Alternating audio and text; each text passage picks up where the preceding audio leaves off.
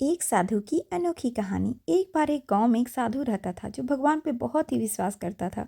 एक बार वह साधु पेड़ के नीचे बैठा था और भगवान को याद कर रहा था, तो अचानक वहां बाढ़ आ गई और चारों तरफ से पानी ही पानी। सब लोग अपने आप को बचाने के लिए ऊपर पहाड़ की तरफ भागने लगे।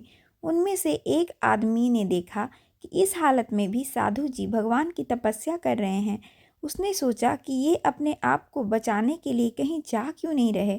तो उसने साधु से बोला, अरे आप कहीं जा क्यों नहीं रहे हो? आप मेरे साथ ऊपर पहाड़ की तरफ चलो, नहीं तो डूब जाओगे।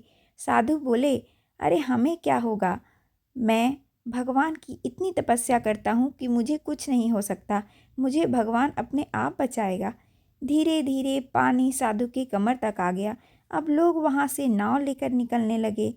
तो उसमें से एक ने साधु से कहा, अरे पानी आपकी कमर तक आ गया है, आप हमारे साथ चलो।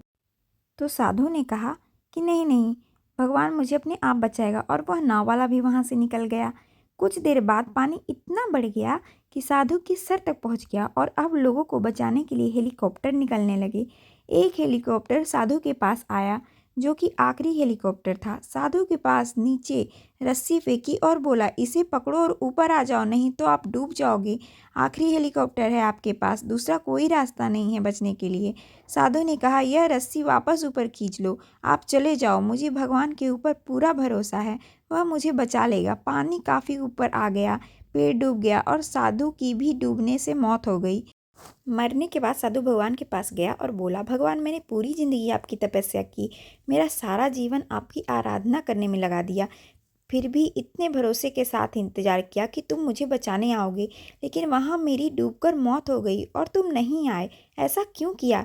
भगवान बोले, मूर्ख इंसान, एक नहीं 3 बार आया था, वो तीनों बार मैं ही तो था, पहला पैदल, दूसरा नाव के द्वारा और तीसरा हेलीकॉप्टर के द्वारा, लेकिन तुमने मेरा एक भी अवसर पहचान नहीं पाया, पता नहीं किसका इंतज़ार कर रहा था।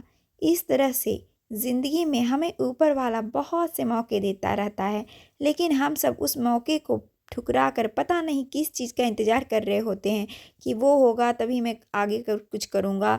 ये इसी बात पे अड़े रहते हैं। एक वक्त के बाद वो मौका हाथ से निकल जाता है और हम कुछ भी नहीं कर पाते। तो किसी भी अच्छे समय का इंतज़ार मत करो, जो भी करना है आज और अभी से शुरू कर दो। ओके फ्रेंड्स, प्लीज़ अगर आप लोग नए हैं तो मेरे चैनल को सब्सक्राइब कीजिए, लाइक कीजिए, शेयर कीजिए और कमेंट बॉक्स में लिखते रहिए कि आपको किस तरह के टॉपिक्स पे कहानियाँ चाहिए। तो मैं कोशिश करूँगी कि मैं उसी टॉपिक पे कहानी बनाऊँ और आप लोगों को इससे कुछ सीखने को मिले और मुझे भी बहुत कुछ सीखने को मिले। Okay friends, bye, good night.